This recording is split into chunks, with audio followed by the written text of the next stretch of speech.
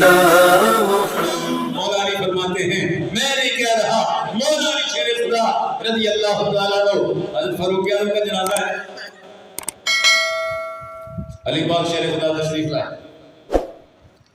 حضرت فاروق اعظم کے جنازے پر کھڑے ہو کر فاروق اعظم کی عظمتیں بیان کر رہے ہیں، اور ایک جملہ وہاں سے ایک جملہ میں پڑھ رہا ہوں، سنیے۔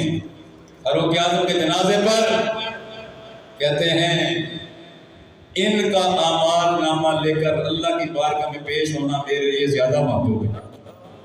وہ فاروق اعظم ہے، صدیق اکبر کا جنازہ کا موقع آتا ہے، صرف مولا علی شیر خدا وہاں بھی آ گئی، اور جہاں تک ہے حضرت غور تو کرو، آج ہمارے یہاں بچہ پیدا ہو، ہم میں سے کون ہے تو اپنے بچے کا نام یزید رکھنا گوارا کرے، فرعون رکھنا گوارا کرے، نمرود رکھنا گوارا کرے؟ نہیں کرتا نا۔ بچہ پیدا ہوتا ہے، ہم دیکھتے ہیں اپنے بڑوں بزرگوں صحابہ اہل بیت اولیاء کے ناموں پر نام ڈھونڈتے ہیں کہ ہمیں جن سے پیار ہے، ہماری جو گیتوں کے مرکز ہے، ہم گیتوں کے جو مرکز ہے۔ مولا علی کے بھی شہزادے پیدا ہوئے، شہزادے کتنے تھے مولا علی کے؟ 18۔ کتنے تھے؟ بولو۔ ان میں ایک نام ابو بکر بھی ہے، ایک نام عمر بھی ہے، ایک نام عثمان بھی ہے، اور یہ تینوں مولا علی کے شہزادے کربلا کے میدان میں حسین پاک کے ساتھ شہید ہوئے۔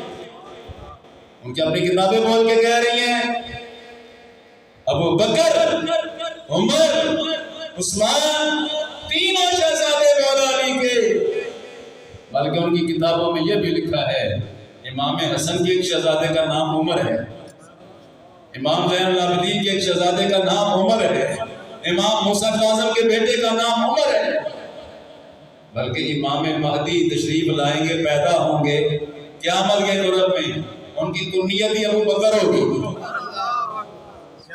ان کی کنیت کیا ہوگی؟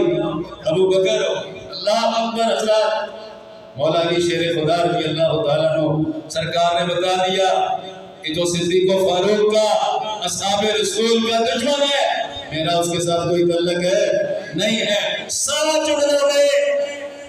مولا علی نے فرمایا لوگوں آخری زمانے میں کچھ لوگ ہوں گے جو اپنے آپ کو ہمارا شیعہ قرار دیں گے، اپنے آپ کو ہمارے محب قرار دیں گے۔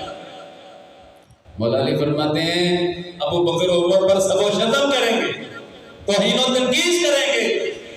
مولا علی فرماتے ہیں ہم ان سے بیزار ہیں، ہم ان سے نفرت کرتے ہیں، ہمارا ان سے کوئی تعلق نہیں ہے، ہمارا ان سے کوئی تعلق نہیں ہے۔ مولا علی کہتے ہیں ان پر خدا کی لعنت